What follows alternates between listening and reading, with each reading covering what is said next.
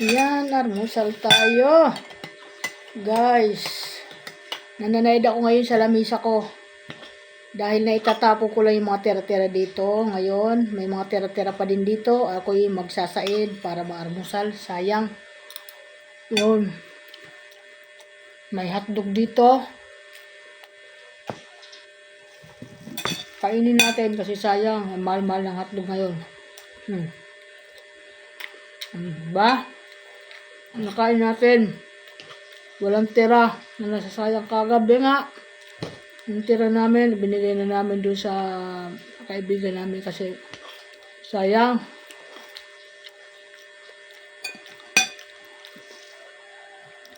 Para makain ng tao.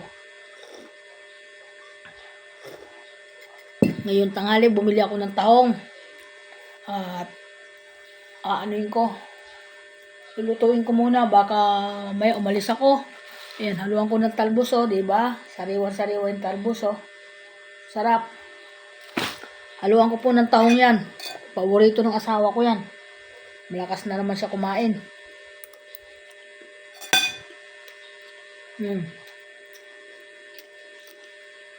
Good morning everyone. Welcome to vlog. Salamat. Kumakain na naman si Nanay Linda.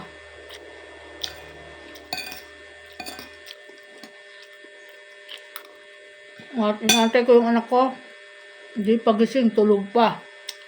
Ganyan matulog yan.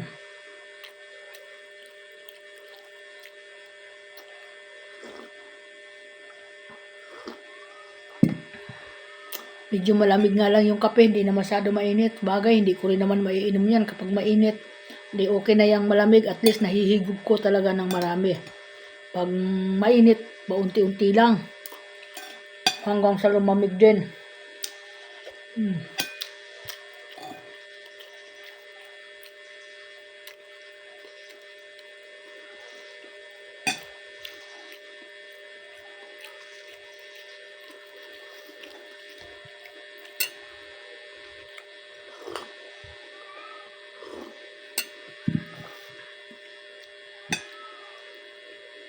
Aray.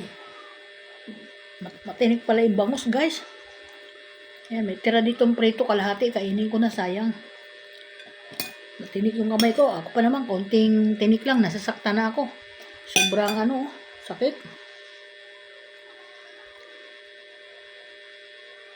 Natinik agad.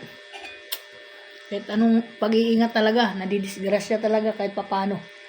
Kailangan talaga doble ingat. Tinicheck talaga maigi. Pinisil ko agad yung laman Kaya natinik ako. Yan guys.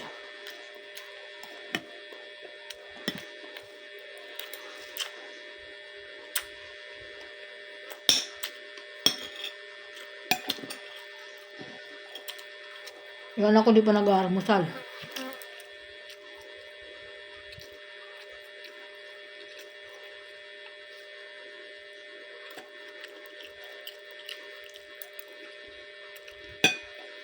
Dumaan yung suki ko na nagtitinda ng mga ulam-ulam.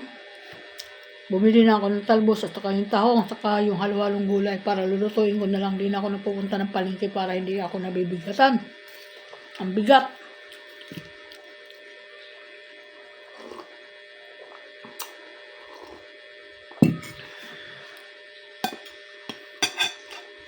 Ayan.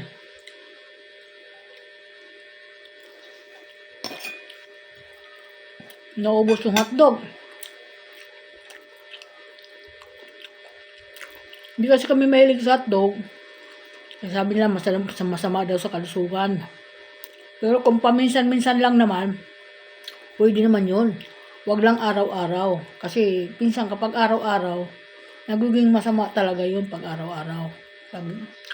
Mga ganun bagay. Kaya ginagawa ko, buwanan kami kumain ng hotdog. Ano po.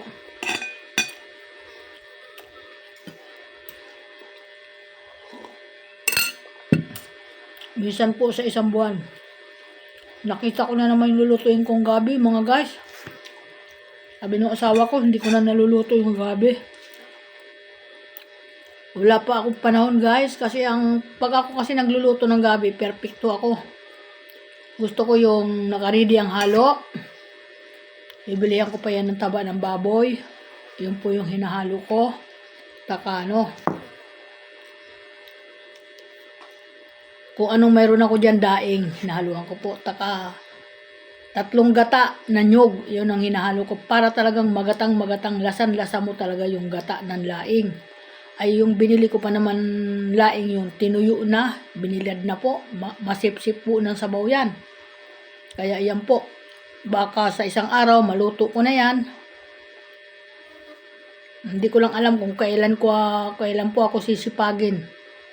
Saka ko lulutuin yan. Yung tuyong-tuyo. Gusto ko po yung tuyong-tuyo. Yan mga guys. Maraming po salamat. Welcome to my vlog. At magandang umaga po. Sa lahat po ng mga busing dyan. Ayan guys. Ako po na nag-aalmusal. Patapos na rin ang almusal ko ngayon guys.